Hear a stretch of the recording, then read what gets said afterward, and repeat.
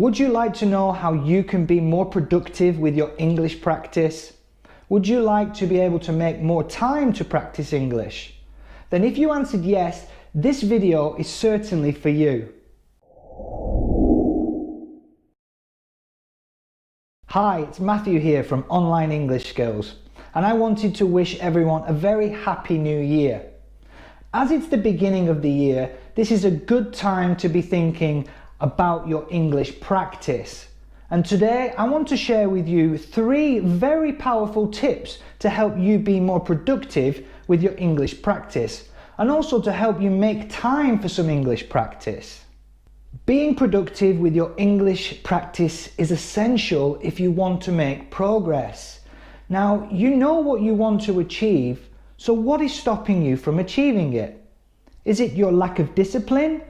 Is it your time management? Or are you someone who is easily distracted by others and social applications, etc.?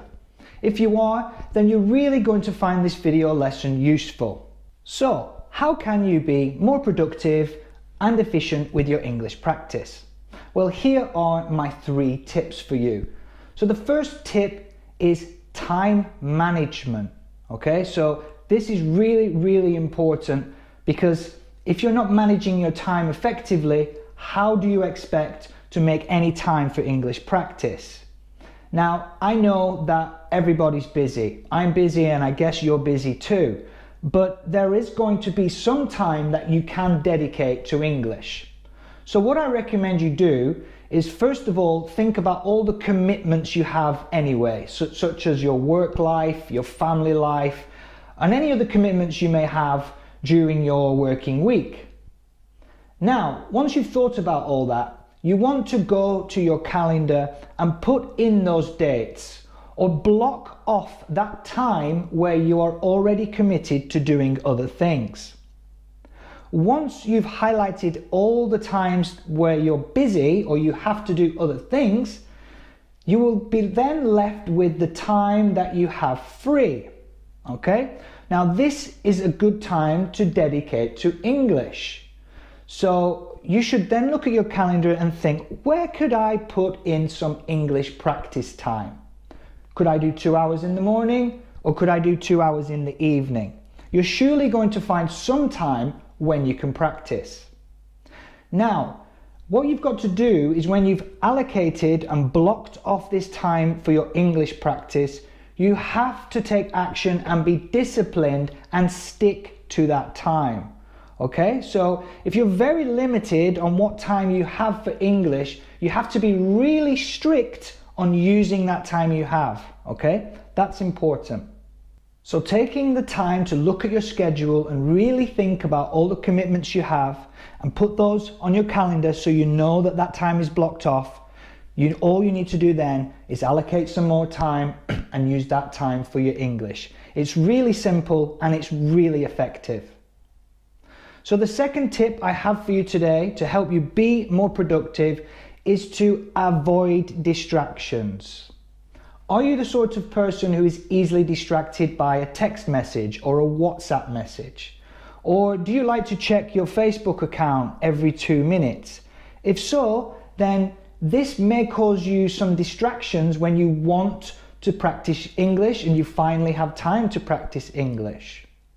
Also, it might be a good idea to mention to anybody in your household or family that you are going to practice English over the next hour or so. So you would appreciate it if they would leave you alone so that you're not being distracted. Whatever you do, try to avoid all distractions. Only you knows what will distract you, so try to eliminate as many as possible so that you can spend time practicing English without any interruptions. So now it's time for my third and final tip. Now, with this tip, you've got to think about how you can work smarter, not harder. Now, let me explain what I mean by this. As an English learner, you have lots of things you could possibly practice. You could do some reading, listening, writing, or speaking practice. Now, if you're only doing one of those things each time you practice, you're going to be doing it for a long time. What you need to do is think to yourself, how can I combine the activity with other skills? So, for example, you might choose something to listen to, either a podcast or a video on YouTube. There's no point just listening to it for the sake of listening. There really isn't. You're wasting your time. So what you can do instead is think about, how can I combine other skills with this? So with the listening, you could either copy along with the audio. Therefore, you'll be practicing your pronunciation and actually exercising your speaking skills as well. You could also think about the main idea or the content of that video or recording and then write about it or speak about it. So the point is, never just do any activity or exercise for the sake of it. Always try to think how you can combine it. This way you're working much smarter and you're definitely not going to have to work really hard. Okay? So it's a good piece of advice that I recommend you consider.